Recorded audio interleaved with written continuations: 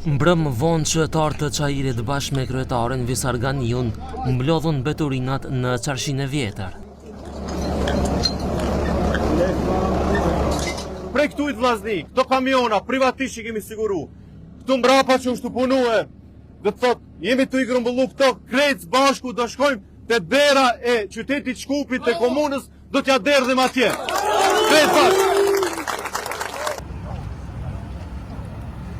Të revoltuar se pse nuk po e kryen këtë punë, ndërmarrja publike higjiena komunale, mbeturinat që i mblodhën i nisën për në qytetin e Shkupit, institucion nën të cilin funksionon kjo ndërmarrje. Kamionin me mbeturina, qytetarët e përcollën në këmbë deri te qyteti.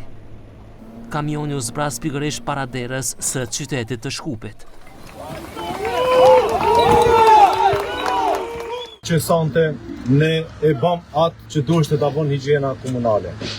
Do të thot, për obligim e ka pastrimin higjiena komunale, ne jemi taksapagues, ne jemi të lanën, do të thot, si në kohën e komunizmit.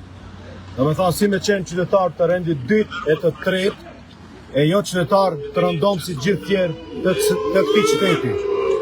Për këtë arsye, ne na u blokuar që ndrisla ta çojmë mbeturinën. Na u bloku ta grumbullojmë.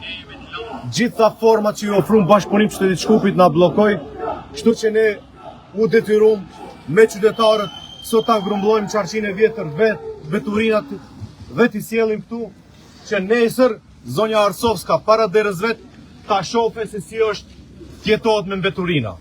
Disa minuta pasi Ganiu dhe qytetarët u larguan, aty arriti kryetarja e Shkupit Danela Arsovska.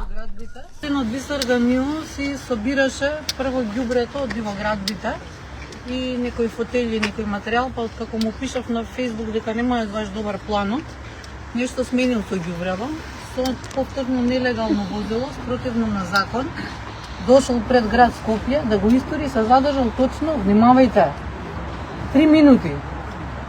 3 минути.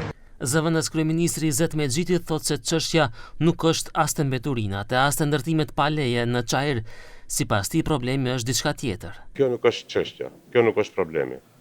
Pra problemi është që dështoi edhe plani i parafundit i zotit Ahmeti me Taravari, sepse zoti Ahmeti tha që do del në rrugë dhe nuk do kthehet, po si duket rrugën burrat e BDI-s ja kanë lënë Danela Arsovskës dhe Levicës. Prandaj kjo është një strategji e fundit e Ahmetit për destabilizim të vetit, kësaj radhe nëpërmjet komunave.